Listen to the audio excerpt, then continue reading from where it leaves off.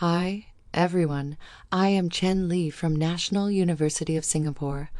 I am going to present our work ScarceNet, Animal Pose Estimation with Scarce Annotations. The objective of animal pose estimation is to localize the semantic key points of animals, such as the eyes, knees, or hips. This is important for applications such as zoology, farming, and entertainment.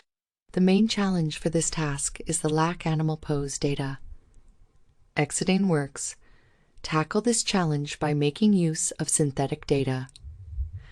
However, synthesize images is a tedious process, which requires expert knowledge. Moreover, the large domain gap makes it hard to transfer the knowledge from synthetic to real data. In this work, we aim to achieve accurate animal pose estimation with minimal effort for annotating. To this end, we propose a pseudo-label-based approach for animal pose estimation from sparse labels. In this setting, we only have a few labeled animal pose data, and the rest images are unlabeled. We first pre-train a pose estimation network with a few labeled data. Here we use ScarceNet as the pose estimation backbone. P represents the commonly used data augmentation. The pre-trained model is then used to generate pseudo-labels for the unlabeled data. A naive approach would be using the pseudo-labels to train the model again. However, the generated pseudo-labels are noisy, which may lead to degraded performance when applied directly. To mitigate the negative effect of noisy pseudo-labels, we introduce the ScarceNet, where the supervision of the unlabeled data consists of three parts. The first one is the pseudo-label-based loss. Instead of using all pseudo-labels, we only select the reliable ones for supervision. Specifically, we use the small loss trick to select the pseudo-labels. Only samples with loss less than a threshold will be selected. The loss is computed as the L2 distance between the network prediction and the pseudo-labels. Although effective, pseudo-label selection by the small loss trick tends to discard numerous high-loss samples.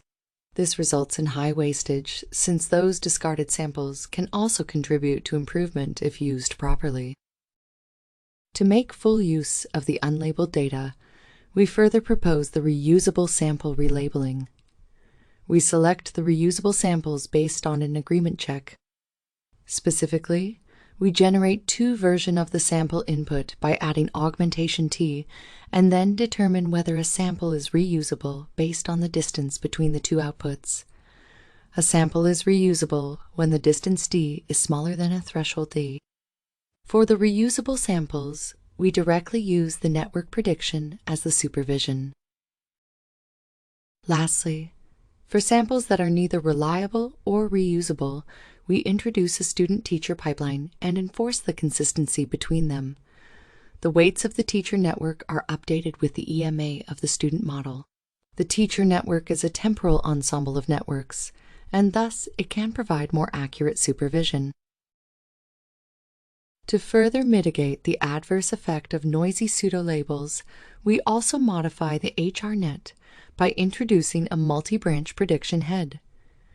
The original ScarceNet regresses the heat maps of different joints from a shared feature representation. The negative effect of noisy pseudo-label for any joint is propagated to all other joints through the shared feature representation. In our multi-branch ScarceNet, each branch learns a specific feature representation via a joint-specific feature extractor. In this way, the adverse effect from the noisy pseudo-label of a joint gets absorbed in its respective branch. For experiments, we first show quantitative comparison with existing semi-supervised approaches.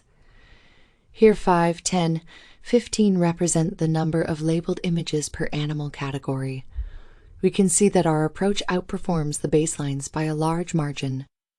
We also compare with domain adaptation-based approaches, where we achieve comparable performance with these approaches with just 36 labels per animal category. This demonstrates that our approach is able to achieve accurate animal pose estimation with very few labels. We also show ablation study to verify the effectiveness of each proposed component. Here RSR represents the reusable sample relabeling, MST represents the student-teacher consistency, and MB represents the multi-branch prediction head. We can see the performance drops when each component is removed. This verifies the contribution of each component. Here are some qualitative results for various animal categories. We can see that our approach is able to estimate the pose accurately when only 25 images are labeled for each animal category. The last two examples show the failure cases when only images from the Bovidae family are labeled. Thank you for listening. Please refer to our paper and code for more details.